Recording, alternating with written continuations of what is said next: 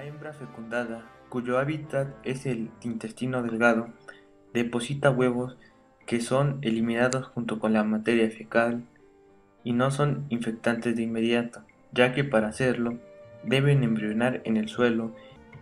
Los huevos infectantes, al ser ingeridos por el hombre junto con alimentos, eclosiona, penetra la pared intestinal, alcanza los vasos mesentéricos, llega al hígado, aumenta de tamaño hasta alcanzar 900 micras de longitud y el tercer estadio continúa su migración por venas suprahepáticas, vena cava inferior, aurícula y ventrículos derechos, arterias pulmonares y atraviesa la membrana alveolo-capilar y cae en el alveolo donde muda y se transforma en larva de 4 estadios. Asciende por bronquiolos, bronquios, tráquea, laringe y es deglutida, pasa a esófago, estómago y finalmente llega a intestino delgado, donde se convierte en larva de 5º estadio y desarrolla hasta alcanzar la madurez sexual.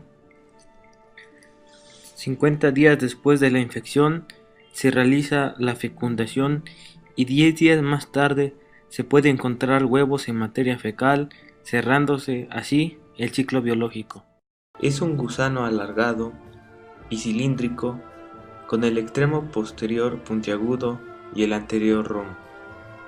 En su extremo anterior se abre la boca provista de 3 labios salientes con bordes dentados bien definidos. El macho es más pequeño que la hembra, mide de 15 a 30 centímetros de longitud por 2 a 4 milímetros de diámetro. Tiene su extremo posterior incurvado ventralmente. La hembra mide de 20 a 40 centímetros de longitud por 40 a 5 milímetros de diámetro. Su extremo posterior no presenta enrollamiento. Los huevos miden de 40 a 80 micras de largo por 25 a 50 micras de ancho. Para que los huevos fecundados sean infectantes para el hombre, una vez expulsados junto con la materia fecal, deben permanecer de 3 a 4 semanas en suelos cálidos y húmedos. En este tiempo se desarrolla una larva de primer estadio que se transforma en larva de segundo estadio, la cual ya es infectante. La mayoría de personas infectadas por Ascaris no manifiestan sintomatología o esta es leve, pero en casos de ascariasis masiva se puede presentar un cuadro clínico severo. De acuerdo con el ciclo biológico y las manifestaciones clínicas son de varios tipos. La respiratoria consiste en tos, expectoración y fiebre. Cuando la infección es intensa, el enfermo presenta un cuadro agudo con fiebre, voz espasmódica, expectoración abundante, ocasionalmente hemoptísica, estertores bronquiales y signos de condensación pulmonar. A este cuadro se le conoce como síndrome de Loeffler, en el que además existe eosinofilia. Los intestinales comprenden dolor abdominal difuso, diarrea, meteorismo, náusea, vómito e infecciones graves. Pueden presentar sintomatología o oclusión intestinal. Ocasionalmente existen migraciones erráticas a vías biliares y hay dolor agudo en zona hepática, ictericia, fiebre, vómito. Si es el hígado, se presenta dolor en hipocondrio derecho, malestar general. También se puede afectar el apéndice, ocasionando apendicitis, y el páncreas, ocasionando pancreatitis. Tratamiento. Existen varios medicamentos eficaces contra esta parasitosis. Los más adecuados son Pyrantel, mebendazol y el albendazol. La oclusión y perforación intestinal, así como la penetración en el apéndice, obstrucción de conductos biliares, se deben realizar tratamientos quirúrgicos.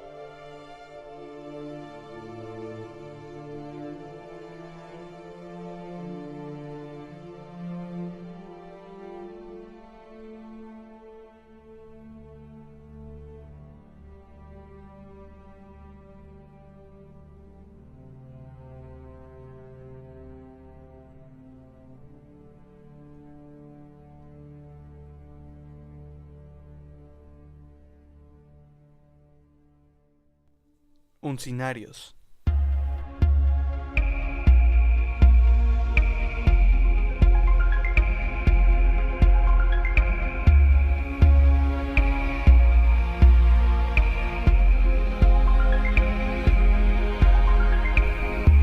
Los uncinarios son aquellos parásitos que provocan uncinariosis o ansilostomosis. Es una de las enfermedades parasitarias más antiguas conocidas por el hombre. Los dos parásitos más comunes que provocan uncinariosis son Ancylostoma duodenale, Necator americanus. Las hembras miden de 10 a 13 micras. El macho es más pequeño que la hembra, mide de 8 a 11 micras. Las dos espículas copulatorias miden 1 micra.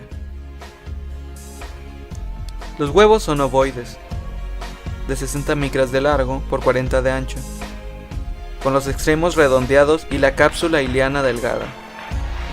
Cuando son eliminados con materia fecal, habitualmente están segmentados de 2 a 8 células. El Nectar americanus se presenta en forma de gusano cilíndrico, de color blanquecino o rosado. La porción anterior tiene una curvatura hacia la región dorsal. La cápsula bucal es pequeña y está provista de un par de placas semilunares cortantes en el borde ventral y otro par en el borde dorsal. La hembra, al igual que Ancylostoma duodenale, es más grande que el macho, así como los huevos son semejantes, y es difícil hacer la diferenciación, aunque son ligeramente más grandes.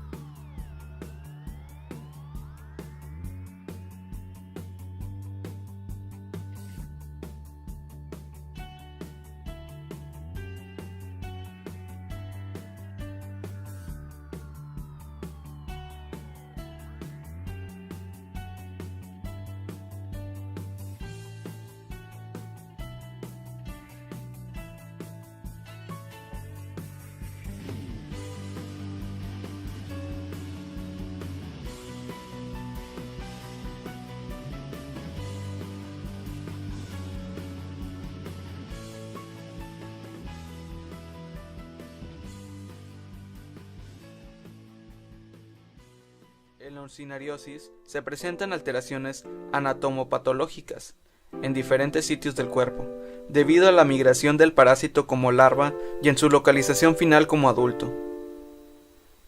La penetración de la forma infectante, junto con bacterias, virus y hongos, va seguida de una reacción inflamatoria, localizada frecuentemente en espacios interdigitales a dorso de los pies. Presenta mácula, pápula y vesícula pruriginosa, que si se infecta secundariamente, se transforma en pústula. A este tipo de alteraciones se le conoce comúnmente con el nombre de sabañones. El paso de las larvas por capilares pulmonares hacia alveolos origina ruptura de la membrana alveolo-capilar, produciendo exudados de tipo bronconeumótico, acompañado de fiebre y eosinofilia, cuadro conocido como síndrome de Loeffler o neumonía. La variedad del cuadro dependerá del número de larvas que están migrando, dura alrededor de una semana y cede sin tratamiento. Los parásitos adultos tienen en su hábitat natural a nivel duodenal, donde se encuentran fijos a la mucosa por medio de cápsula bucal, que desgarra los tejidos, produce alteraciones de tipo mecánico. Su acción patógena principal resulta de la ingestión de sangre que succionan mediante su potente esófago que actúa a manera de bomba. Algunos autores calculan que un parásito es capaz de originar una pérdida sanguínea de 0.5 mililitros al día. Si la parasitosis es masiva, por ejemplo, 100 parásitos, se perderán diariamente de 5 a 20 mililitros al día. Un adulto puede compensar esta pérdida, pero para un niño, esta es una cantidad importante, produciéndole repercusiones generales considerables. La sintomatología es variable y dependerá del número de parásitos y el estado general del paciente.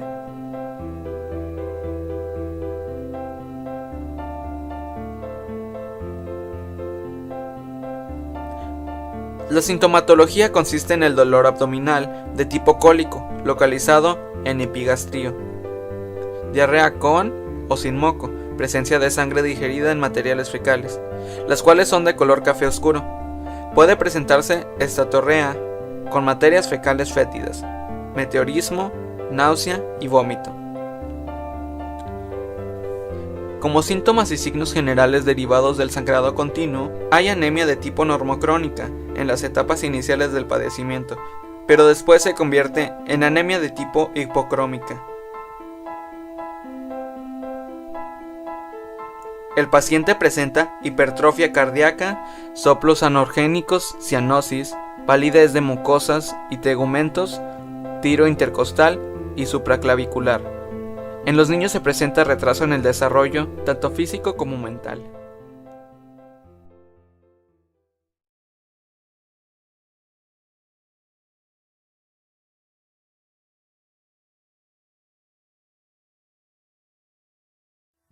Strongyloides stercoralis es un nemátodo que principalmente se encuentra en las regiones tropicales. Debido a su capacidad de replicarse dentro del hospedero, causa una parasitosis muy importante, sobre todo en pacientes inmunocomprometidos. Estas infecciones que causa son de tipo endémica, debido a que en nuestro país sobre todo la prevalencia es más alta en las regiones selváticas, un tanto menor en la sierra y escasas evidencias en la región de la costa.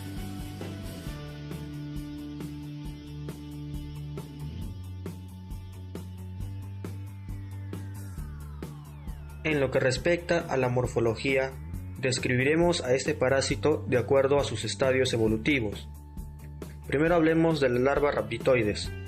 Esta se caracteriza sobre todo por la forma de su esófago, un esófago rhabditoide. Presenta una cavidad bucal pequeña y un primordio genital. Es importante recalcar que este estadio se caracteriza por ser diagnóstico.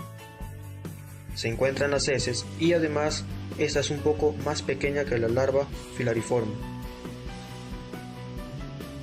Podemos ver en la microscopía el esófago característico de este parásito según su estadio y el primordio genital grande. En lo que respecta a la larva filariforme, esta se caracteriza porque es un poco más larga y más delgada. Presenta un esófago filariforme y termina la cola en muesca.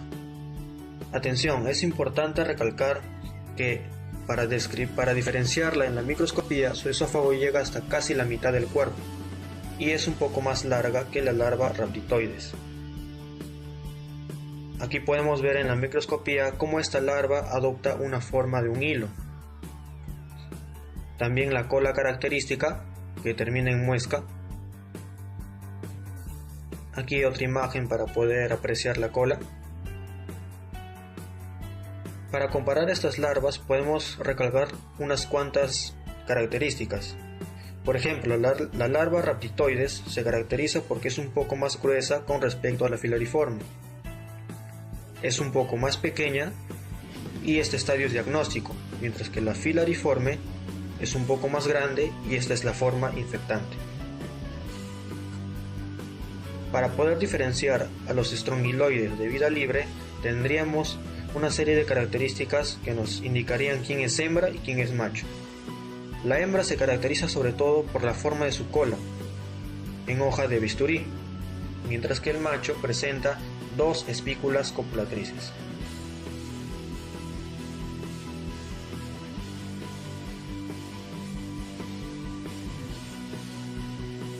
Strongyloides stercoralis ingresa al ser humano mediante un estadio evolutivo conocido como larva filariforme, que es la forma infectante, que penetra la piel intacta por mecanismos no bien definidos. Esta viajará por el tejido celular subcutáneo para acceder a algún capilar venoso. Una vez alcanzada la circulación, seguirá la misma ruta para llegar a los pulmones. Durante este viaje podrá tener algunas paradas, como en el hígado, en la cava inferior, en el corazón derecho, para finalmente llegar a los pulmones. Una vez alojados en los pulmones, estas crecerán, madurarán y finalmente ascenderán por las vías respiratorias para llegar a la faringe, donde serán deglutidas para llegar al intestino delgado. Una vez en el intestino delgado, se iniciará la producción de huevos mediante partenogénesis. Este ciclo se caracteriza porque puede durar entre 12 y 28 días, y además porque cada hembra puede producir entre 50 y 15 huevos diarios. Una vez en el intestino, los huevos evolucionan rápidamente y eclosionan para dar origen a la larva rapitoides. Por eso es que los huevos no se pueden encontrar en la materia fecal como diagnóstico, porque, como se repitió, estas evolucionan rápidamente y solamente encontramos larvas rapitoides. Pero sí existen excepciones. Podemos encontrar los huevos en casos de cuadros diarreicos severos. Luego la larva rapitoides evolucionará. Por mecanismos no bien definidos, estas antes de salir al exterior pueden mudar a larva filariforme. Entonces se inicia un nuevo ciclo. Puede penetrar el intestino para acceder a la circulación o puede, a través de la piel perianal, infectar nuevamente la piel y iniciar un nuevo ciclo. Este ciclo se conoce como el ciclo de Loos. Existen otras larvas que salen al exterior y, de acuerdo a las condiciones ambientales, pueden adoptar dos tipos de desarrollo: un desarrollo homogónico y un heterogónico.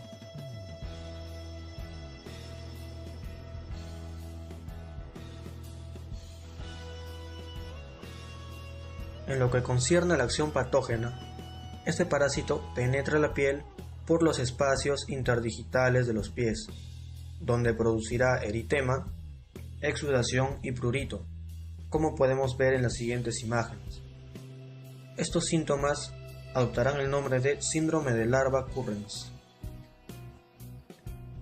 La larva además puede lesionar los pulmones, cuya característica principal es la perforación de los alvéolos, donde producirá hemorragias, exudados e inflamación local. A nivel intestinal se caracteriza porque éstas penetran la mucosa intestinal y producen inflamación. Un parasitismo intenso se caracteriza por la presencia de granulomas y ulceraciones. Además, la larva puede invadir otras vísceras, ya sea ganglios linfáticos, hígado, cerebro, etc. Y las lesiones se caracterizan sobre todo por el infiltrado de plasmocitos, macrófagos, células gigantes y eosinófilos. Para el diagnóstico de este parásito, podemos evaluar los signos clínicos, como dolores abdominales, diarrea y neumonías. Claro que estos siempre tienen que apoyarse con el examen de laboratorio correspondiente. Para eso tenemos pruebas hematológicas, que detectará niveles de eosinofilia moderada. También tenemos exámenes serológicos, en el cual la prueba de ELISA detectará niveles elevados de inmunoglobulina E. También tenemos exámenes coproparasitológicos, como los métodos de Berman y el método de Ritchie. El método de Berman se caracteriza sobre todo porque en un embudo colocaremos una gasa y en esa gasa depositaremos las heces del paciente, que hará contacto moderadamente con agua. Este método se fundamenta sobre todo por un termotropismo y un hidrotropismo, en el cual hará que las larvas migren de las heces al agua correspondiente. En el método de Ritchie se basa por el fundamento de sedimentación. Lo que haremos es colocar las heces en la muestra y finalmente las larvas van a sedimentar y se encontrarán en la parte inferior del tubo. Al final estos métodos me ayudarán a obtener las muestras directamente, colocarlas en las láminas en fresco y analizarlas para la microscopía. También existen métodos de cultivo, en la cual se observa el rastro dejado por la larva, el cual es indicado por las colonias bacterianas.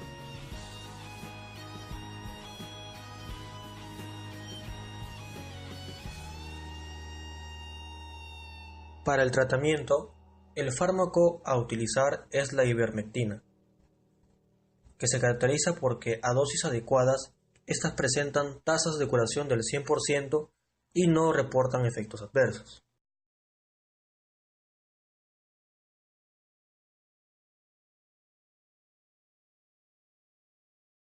La principal medida de prevención es el uso de calzado, evitando así el contacto con suelos contaminados y una potencial infección por las larvas. Es importante también recalcar las condiciones adecuadas de higiene y evitar así el contacto con excretas. Además, también hay que proteger a los niños de ingerir tierra contaminada y de esta manera que no se ingiera.